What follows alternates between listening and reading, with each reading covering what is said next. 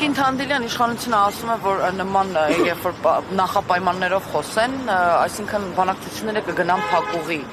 Եվ հետաքրքիր է այ կոնկրետ գործնական քայլեր, բացի խաղաղության օրակարգից, իշխանությունը ինչ կարող էր անել, որը ըստ ձեզ չի արել, այսինքն ռեալ գործիքներ, որը կարող էր կիրառել իշխանությունը, բայց չի կիրառել։ Առաջին հերթին դա պիտի լիներ իրենց օրակարգում, որպես փաթեթի մի մաս։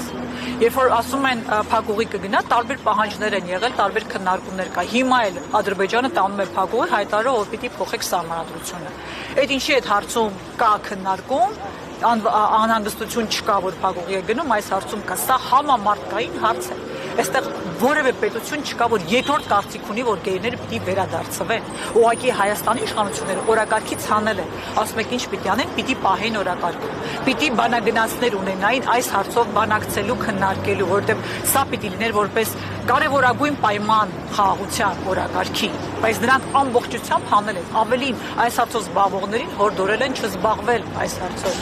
Եվ ես այստեղ եմ ուզում կարևոր շեշտադրում անեմ, խաղաղություն չի կարող լինել, եթե այնտեղ կան գերիներ։ Ինչպես կարող եք խաղաղվել մեկի հետ, որտեղ ձեր որդին գերի է պահվում։ Սա անհնարին է պատկերացնել, իշխանությունները գնալու են ելևան։ Ինչ է ասել է, որ հորդորել են այն մարդիկ, որոնք զբաղվում են, չզբաղվել, ինչի մասին։ Այո, տարբեր նայես Սփյուռքում գործող կազմակերպություններ, լոբիստական խմբեր, նաև տարբեր կառույցներ, միջազգային, որոնց հետ մենք նաև շփումներ ենք ունենում, ասում են, ձեր իշխանությունների օրակարգում սա չկա։ Մենք կարող ենք աջակցել, բայց չեն կարող մենք լինել սրա առաջ տանողը։ Ասեք, քանի անգամ են հանդիպել պատանտների ընտանիքների հետ։ Քանի անգամ։ Եթե ասելիք ունեն, ներկայացնելու բան ունեն, թող պատմեն ինչ են արել։ Ընտանիքների հետ պիտի ամենօրյա կապի մեջ լինեին նրանք, պատմելու թե ինչ պրոցեսներ կա։ Թեկուզ այո, ոչ բոլորն են, ենթադրենք թե հրապարակային, իսկ ընտանիքներին կարող եք ասել թե ոչ։ Ակնհայտ է, որ չկա այս հարցը օրակարգում, բայց հայ ժողովուրդը իրենց չի ներելու։ Սա ասում իշխանություն ժամանակավոր է, հայ ժողովուրդը չի մոռանալ, թե ինչպես է Հայաստանի Հանրապետության քաղաքացին եղել լքված Բաքվի բանտ։ Շնորհակալ եմ։